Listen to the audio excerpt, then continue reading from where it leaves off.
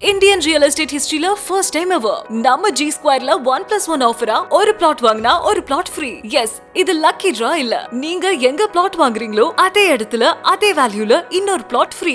No extra charges, no hidden cost. ஒரு பிளாட்கான market price pay பண்ணுங்க, ரெண்டு பிளாட்ட சொந்தமாக்கிக்கோங்க.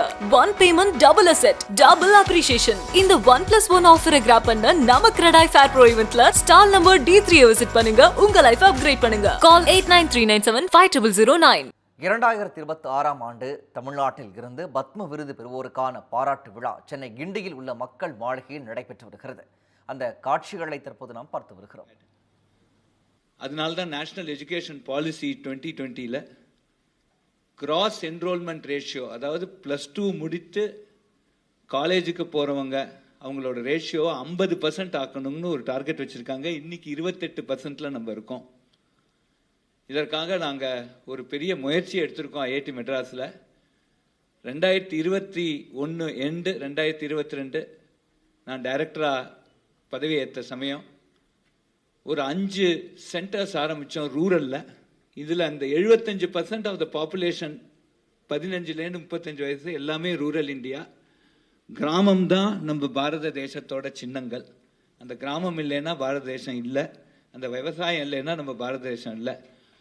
ஸோ அந்த கிராமத்துக்கு போய் ஒரு ரூரல் இன்ட்ராக்ஷன் சென்டர்னு ஆரம்பித்தோம். இதில் மார்ச் மாதம் 1ஆம் தேதி 2022 3 குழந்தைகள் ஃபோன் பண்ணி அந்த இதில் இருக்கிறவங்க, நாங்கள் பயாலஜி படிக்கணும்னு ஆசைப்பட்றோம், பயாலஜி டீச்சர் இல்லை, பயாலஜியில் ஃபெயில் ஆயிடுறோம். சென்னையிலேருந்து ஒரு டீச்சரை ஏற்பாடு பண்ணோம். 45 நாள், ஏப்ரல் 15 அப்போ தான் அந்த கோவிட் முடிஞ்ச சமயம், பப்ளிக் எக்ஸாமில் இந்த 3 குழந்தைகளும் 90க்கு மேலே மார்க் வாங்கினாங்க. இது எங்களுக்கு ஒரு பெரிய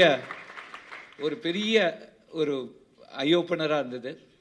அந்த 5 சென்டர் இன்னைக்கு ஆரம்பித்து கிட்டத்தட்ட 7200 சென்டர் இந்தியாவில் நடந்துட்டுருக்கு.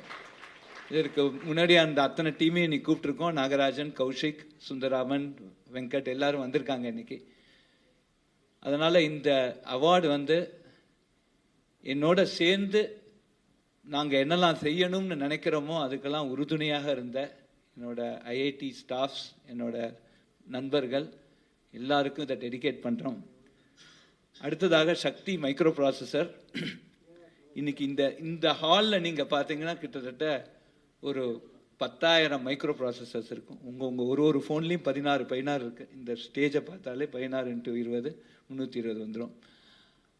அது மாதிரியாக அந்த மைக்ரோ ப்ராசஸர் தான் எந்த எலக்ட்ரானிக் சிஸ்டமோட மூளையும் அந்த மைக்ரோ ப்ராசஸர் தான்.